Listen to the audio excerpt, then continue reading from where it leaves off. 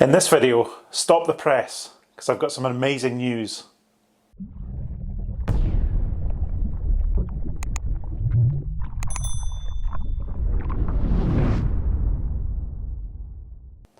It's been an interesting week for EV charging news, especially where the UK's motorways are concerned. On Monday, in an interview with electrifying.com, Transport Minister Rachel Maclean said that the government were going to act to break Ecotricity's monopoly on motorway service areas and that new chargers would arrive before 2023, with at least 6 high-speed chargers at each service area and legal powers used to ensure they were reliable and accessible. I think you all know by now that I'm no fan of Ecotricity, having had a terrible experience with them recently. Their stranglehold on motorway service areas, coupled with a lack of maintenance, is causing real problems for an awful lot of EV drivers. And it seems that many of you agree. The number of comments I had on my 2 videos featuring their chargers saying, "I actively avoid them," or "they never work for me," was absolutely staggering. So you can imagine then how utterly blown away I was this morning when the news broke that GRIDSERVE have purchased a 25% stake in Electric Highway, which is Ecotricity's charging network. GRIDSERVE being the company that have pledged to open 100 of their amazing looking electric forecourts over the next 5 years. It's a strongly ambitious plan, given they've still got 99 to go, but their offering does look amazing. I can't wait till I can get to their site in Braintree to see what it's like. To quote from the press release, the transformation work has 2 elements already underway. Firstly, all existing Ecotricity chargers will be replaced with new technology, doubling the capacity, offering all 3 connection types, CCS, CHAdeMO and AC, and contactless payment. Secondly, a further 6 to 12 pumps of the all-new 350 kilowatt high power standard will be installed. Funding for the programme is being provided by Hitachi Capital, who are also a shareholder in GRIDSERVE. GRIDSERVE have taken a 25% stake in the Electric Highway and also bring their front and back office technology and expertise to the upgraded network, which will also have 24/7 support.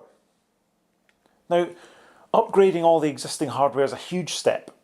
One charger has actually been spotted already at Cherwell Valley services on the M40. It's a spanking new ABB 50 kilowatt unit that apparently does have the ability to charge on both CHAdeMO and CCS simultaneously.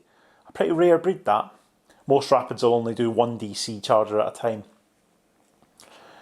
Making these existing sites reliable would do amazing things for the viability of long distance EV travel in the UK. Okay, capacity issues might still be a concern. You turn up, someone else is charging. But if they're high reliability, you're definitely in a much better place. You might need to wait to use a charger, but at least it'll work when you plug in.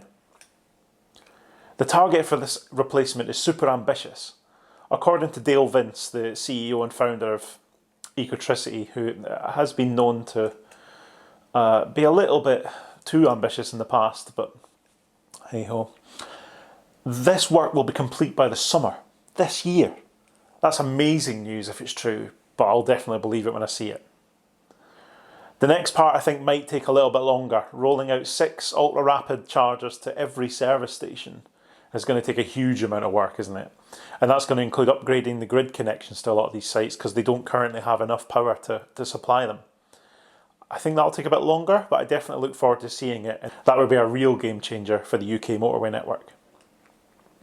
I think a key element here is also on the customer support side. GRIDSERVE's back office is going to provide a 24/7 helpline, which Ecotricity currently doesn't have. Their helpline has sort of more or less standard office hours, or maybe a little bit longer, but you know, if you're there at 3 in the morning and the charger's not working, you're very much on your own because the helpline's closed. And I think this will bring them well in line with a lot of the other networks. I know that Instavolt and Osprey also offer 24/7 support if needed. And I think that's definitely what we're going to need. Given the unattended nature of most of this charging infrastructure, you need to be able to get support no matter what time of day it is, because you need to be able to charge and you need to be able to resume your journey. Let me know what you think in the comments. Is this a revolutionary step for the UK's public charging availability?